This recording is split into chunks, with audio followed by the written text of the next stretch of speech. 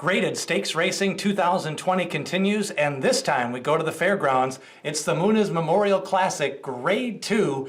They'll be mowing the lawn at 9 furlongs on the turf, and it looks like it's going to be a go with roughly about 12 or 13 horses. It's a full field entered, including a couple of turf specialists and some horses that really like this Fairgrounds turf course.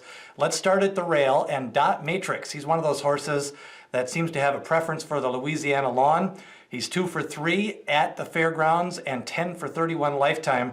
A lot of older horses in this race, 5, 6, 7 years old. So these are some veteran campaigners.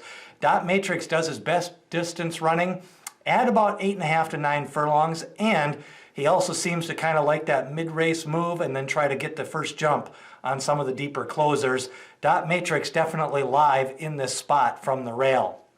Aquaphobia is more of a deeper closer, and when he makes his run, and if he gets it right when the pace setters on the turn are collapsing a little bit, Aquaphobia definitely has a chance to pick up some of the pieces late. He's never ran on the Fairgrounds turf, but he does come in off a nice effort winning at the Gulfstream Park in a nice big field. So that's a plus. Plus he ran a Brisnet speed figure that day of 95.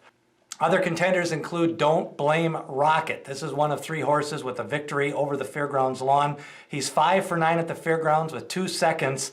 As the 2-to-1 favorite or co-favorite, he ran 5th by 7 lengths. To factor this, Don't Blame Rocket is a chaser, likes to get the lead near that third call and then make his move down the stretch run. We don't really have a lot of speed in this race, and that could determine who the eventual winner is. Rock Emperor is a backclasser, ran in the Jockey Club Grade 1 in France, and then came over for a couple of races last year in America, ran 3rd in the Belmont Derby and 6th in the Saratoga Derby. He was bet down to the favorite in the Saratoga Derby. Never really fired that day as a thread of blue went wire to wire and kind of slowed down the pace, especially at that 6 furlong call after they went the half in 48 and 2 and 112 and 1. He's another one who needs a little bit more pace to run at, but he should run all day. Joel Rosario rides, and that could be a key jockey switch for Rock Emperor. Captivating Moon is entered on a dirt race and a turf race on Saturday at the Fairgrounds. We'll have to see which race he goes with. I would think he might actually have a better chance in the Classic. I actually kind of like him in that spot on the dirt. But on the turf here, he is another closer. He's been kind of sniffing a piece of the purse the last couple of times. He has not won in last couple of races. We'll see what he does here. 3rd race off the bench for 2020. Instilled Regard, going to be one of the favorites. Irad Ortiz rides, and he was 3rd in the Pegasus World Cup Turf Invitational. That was at 10 to 1, won by the long shot Zulu Alpha, and he's in good form right now. So I think Instilled Regard is kind of going to be kind of the class horse and the who beat who horse in a race like this. Henley's Joy has a big upset on his resume. That was in the Belmont Derby last summer. Hasn't won since then, although he did get 4th a couple of times in some Grade 2s. He fits in this spot. He's a Grade 2, Grade 1 kind of horse, and I think he's going to be rounding into shape. A lot of times horses have traditionally used this race at the Fairgrounds to get ready for the Turf Classic at Churchill Downs on the first Saturday in May, but with that race now being moved to the fall, it'll be interesting to see where some of these horses go, if they go to New York or stick around at Churchill Downs, which they haven't even released details on having a shorter meet yet.